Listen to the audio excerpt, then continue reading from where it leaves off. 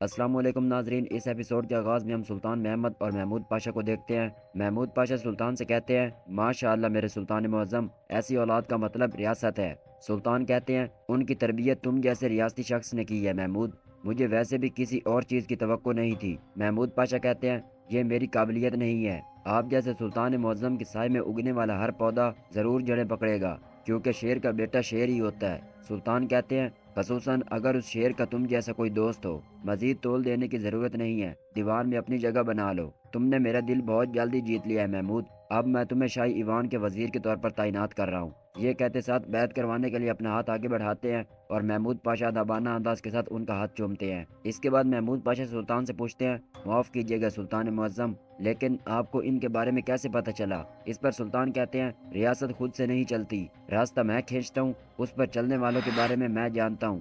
وہ سوچتے ہیں کہ اقدامات دوسروں کی طرف سے ہے، لیکن پتھر کی حرکت سے پہلے میں بہت پہلے کھیل تیار کر چکا ہوتا ہوں۔ مزید کس چیز کا انتظار کر رہے ہو محمود؟ ہمارے سامنے بوسنیا کی ایک عظیم مہم ہے۔ محمود پاشا کہتے ہیں، میں مہم کی اہمیت کے بارے میں جانتا ہوں سلطان معظم، میں یہ بھی جانتا ہوں کہ شاید مہم بوسنیا سے شروع ہو کر وطیکان میں اختتام پذیر ہو۔ اس پر سلطان کہتے ہیں، تو پھر؟ محمود پاشا کہتے ہیں، میرے سلطان، دیوان میں میری واپسی لوگوں میں کچھ تقسیم کا سبب بن سکتی ہے، اسی وجہ سے میں مہم سے پہلے کوئی پریشانی پیدا نہیں کرنا چاہتا۔ سلطان فوراً ہی کہتے ہیں، تقسیم کا نتیجہ ناتجربہ کار ذہنوں سے ہوتا ہے، تمہاری واپسی تقسیم نہیں بلکہ طاقت کا باعث بنے گی۔ اب بسم اللہ پڑھو، ہمارے پاس کرنے کو بہت کام ہے۔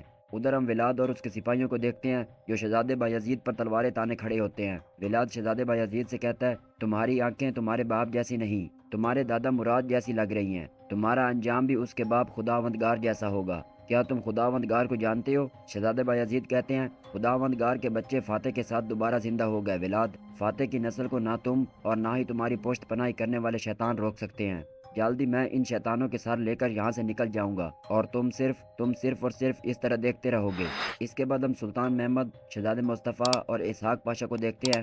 سلطان شہزادے مصطفیٰ سے کہتے ہیں، تم نے اس معاملے کی جانچ اور تفتیش کرتے ہوئے مجھے مایوس نہیں کیا بیٹے۔ شہزادہ پوچھتے ہیں، کیا آپ کو اس کا علم تھا جب میں تفتیش کر رہا تھا میرے سلطان؟ یہ سنتے ہی اسحاق پاشا مسکراتے ہوئے سلطان کی جانب دیکھتے ہیں۔ سلطان بھی مسکراتے ہوئے کہتے ہیں، میرا ایک رخ سلطان ہے اور دوسرا رخ باپ ہے، ایک باپ کبھی بھی اپنے بیٹے سے نظریں نہیں ہٹاتا۔ اس کے بعد اپنا ہاتھ جیسے ہی آگے بڑھاتے ہیں، شہزادہ مصطفیٰ ان کا ہاتھ چومنے کے لیے آگے بڑھتے ہیں، مگر سلطان ان کے ہاتھ کو پکڑ کر ان کے سر سے چومتے ہیں۔ اسحاق پاشا سلطان سے کہتے ہیں، ماشاء اللہ میرے سلطان، آپ کے شیر کے لیے داد بنتی ہے، اور آپ کا دوسرا شیر یعنی شہزادہ بایزید بھی انشاءاللہ شہزادہ مصطفیٰ کی طرف فتح یاب ہو کر واپس آئے گا۔ سلطان کہتے ہیں، اگر ولاد ڈریکولا اس سے پہلے کہ راگوسا پہنچ کر اقدامات نہیں کرتا وہ لوٹ آئے گا اسحاق پاشا حیرانگی کے ساتھ پوچھتے ہیں، سلطان معظم یہ کیسے؟ سلطان غصے کے ساتھ اٹھتے ہیں اور آگے بڑھتے ہوئے اسحاق پاشا سے کہتے ہیں، میرے ساتھ آؤ، ہم باہر بات کریں گے۔ ادھر شہزادہ بایزید ولاد سے کہتے ہیں، تمہیں لگتا ہے کہ میں اپنے بابا کی کمزوری ہوں، ہاں؟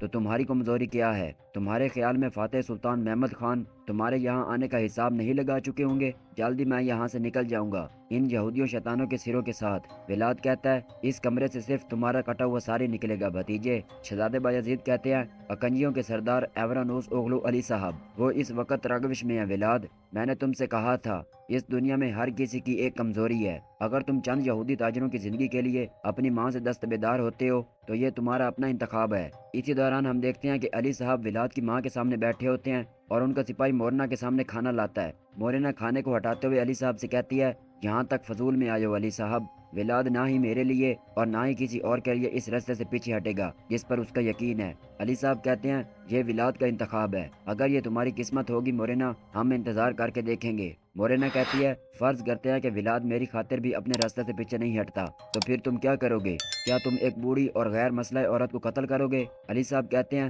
جس طرح ظالموں کا کوئی مذہب، زبان اور نسل نہیں ہوتی، اس کی عمر کی بھی کوئی حد نہیں ہوتی مورینا، میری بھوری داڑھی کا ایک ایک بال ایک سے ایک موت اور غم کو چھپائے ہوئے ہے، ہم تمہارے لیے ایک اور سرمئی بال شامل کر سکتے ہیں۔ ادھر ولاد شہزادے بایزید سے کہتا ہے، کیا تمہیں لگتا ہے کہ تم اس جال سے ابھی بھی بچ سکتے ہو بھتیجے؟ شہزادے بایزید کہتے ہیں، تم نہیں جان سکتے، لیکن تم اچھی طرح جانتے ہو کہ شکاریوں کے ساتھ کھیلنا کتنا خطرناک ہے۔ ولاد کہتا ہے، اپنے باپ سے کہو وہ اس معاذ پر جیت گیا، لیکن جنگ جاری ہے، یہودی تمہارے ہوئے، اور یہ کہتے ساتھ تلوار کو پھینکتے ہوئے وہاں سے چلا جاتا ہے۔ پیچھے کھڑے یہودی تاجر جو مسلسل ولاد کو پکارتے ہوئے کہتے ہیں، ولاد ہمیں چھوڑ کر مت جاؤ، ہم نے معاہدہ طے کیا ہوا تھا۔ پیدری ولاد کی تلوار کو اٹھاتے ہوئے وہاں سے چلا جاتا ہے اس کے بعد جیسے ہی شہزادے بایزید، بالی صاحب اور شامل صاحب یہودی تاجروں کی جانب دیکھتے ہیں، وہ یہودی تاجر مسلسل کہنا شروع کرتے ہیں، آپ ہمیں نہیں چھو سکتے، تم ہمارا کچھ نہیں بگاڑ سکتے۔ شہزادے بایزید جیسے ہی اشارہ کرتے ہیں، شامل صاحب اور بالی صاحب ان کے سر کو قلم کر دیتے ہیں۔ ادھر ہم سلطان محمد اور اسحاق پاشا کو دیکھتے ہیں۔ اسحاق پاشا سلطان سے پوچھتے ہیں، کیا آپ نے کہا کہ ولاد راگوسا گیا ہے؟ میرے سلطان، ہمارے شہزادے۔ اس پر سلطان فوراً کہتے ہیں، میں نے تمہیں بصیرت اور تجربہ رکھنے والے ریاستی شخص کے طور پر دیکھا اسحاق، اس لیے میں نے تمہیں اپنے بیٹے کا لالا مقرر کیا، اور تم چاہتے تھے کہ جس شہزادے کو تم نے پالا تھا وہ اپنے نام اور شان کے لیے رگو سجائے، کیا یہ درست ہے؟ اسحاق پاشا کہتے ہیں، یہ درست ہے سلطان معظم۔ سلطان کہتے ہیں، لیکن تم نے اس کے نتائج پر غور نہیں کیا، تمہاری صرف ایک ہی خواہش تھی کہ تم نے جس شہزادے کو تربیت دی ہے وہ آگے کھڑا ہو۔ اسحاق پاشا فوراً کہتے ہیں، نہیں میرے سلطان، بالکل بھی نہیں، میری کیا جرت۔ سلطان ان کی جانب دیکھتے ہوئے کہتے ہیں، تو پھر کیا میں جھوٹ بول رہا ہوں؟ کیا تم یہی کہہ رہے ہو اسحاق؟ اسحاق پاشا کہتے ہیں، نہیں میرے سلطان۔ سلطان کہتے ہیں، کیا تم نے بالکل نہیں سوچا پاشا، اگر عثمانی فوج جنگ کا آغاز نہیں کرتی تو اس کا مقصد کفار کے بنائے ہوئے شیطانی اتحاد کو توڑنا ہے؟ کیا تم نے بالکل غور نہیں کیا کہ ولاد، اسٹیفن یا پوپ کوئی منصوبہ بنا سکتے ہیں، جال بچھا سکتے ہیں، اور پھر میرے شہزادے بایزید؟ یہ کہتے ساتھ اپنے الفاظ کو روک لیتے ہیں۔ اس کے بعد مزید کہتے ہیں، اگر ہم تمہاری فراست پر بھروسہ کرتے تو شاید میرا شہزادہ کبھی واپس نہ آتا، شاید اسے قید کر کے ہمارے خلاف استعمال کیا جاتا۔ اسحاق پاشا کہتے ہیں، میرے سلطان، میں آپ سے التجا کرتا ہوں، مجھے جانے کا حکم دیں اور میں ہمارے شہزادے کو فوراً واپس لے کر آؤں گا۔ اگر میں ناکام ہو گیا تو میں اپنے سر اپنے ہاتھوں میں لے کر واپس آؤں گا۔ سلطان کہتے ہیں، میں بہت پہلے ہی اپنا منصوبہ بنا چکا ہوں اسحاق، میرا شہزادہ صحیح سلامت واپس آئے گا۔ اس پر اسحاق پاشا اللہ کا شکر ادا کرتے ہیں۔ سلطان کہتے ہیں، میں نے تمہیں جو عہدہ دیا ہے، مکمل نائب اس کے ساتھ نہیں رہتا جس کے پاس ذمہ داری اٹھانے کے لیے بڑا سینہ نہ ہو، جیسے یہ جاندارلی کے پاس نہیں رہا۔ یہ کہتے ساتھ وہی منظر دکھایا جاتا ہے جب جاندارلی پاشا کو پھانسی کے پھندے پر لایا گیا ہوتا ہے اور سلطان اسی جگہ پر کھڑے ہو کر جاندارلی پاشا کو دیکھ رہے ہوتے ہیں۔ سلطان اپنی بات جاری رکھتے ہوئے کہتے ہیں، وہ تم جیسا تھا اسحاق، وہ چاہتا تھا کہ ہر رسی اس کے پاس رہے، لیکن وہ اس بات کا حساب نہیں لگا سکا کہ ایک دن وہ رسی اس کا گلا گھونٹ سکتی ہے۔ اگر میں نے تمہیں دوبارہ ایسا کام کرتے دیکھا تو نہ تمہاری صدارت رہے گی اور نہ ہی تمہاری وزارت، میں اس سے آگے سوچنا نہیں چاہتا۔ اس کے بعد ہم بوسنیا کے اندر ملکہ کیترینا اور رادو کو دیکھتے ہیں۔ کیترینا رادو سے کہتی ہے، میں اپنی زندگی کے لیے تمہاری مقروض بن گئی ہوں رادو، تم جب تک چاہو بوسنیا میں رہ سکتے ہو۔ رادو کہتا ہے، میری جگہ کوئی بھی ہوتا تو ایسا ہی کرتا، اس کے علاوہ میں بھی آپ جیسا سوچتا ہوں۔ کیترینا مسکراتے ہوئے کہتی ہے، اگر تمہیں لگتا ہے کہ میں ہی ہوں جس نے تمہیں اس سے بچایا ہے تو تم غلطی پر ہو۔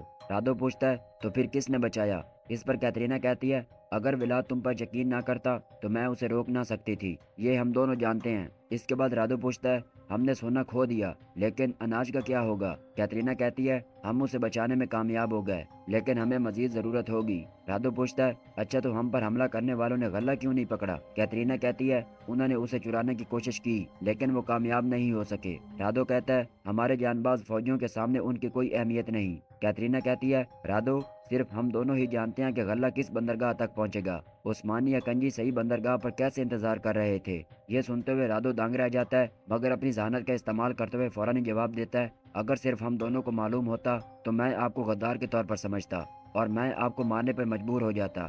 یہ لوگ زیادہ تر پرانے قزاق ہیں، کچھ تو سابق رئیس بہادر پاشا کے آدمی ہوں گے، کیا آپ نے تفتیش کی ہے؟ کیترینا کہتی ہے، نہیں۔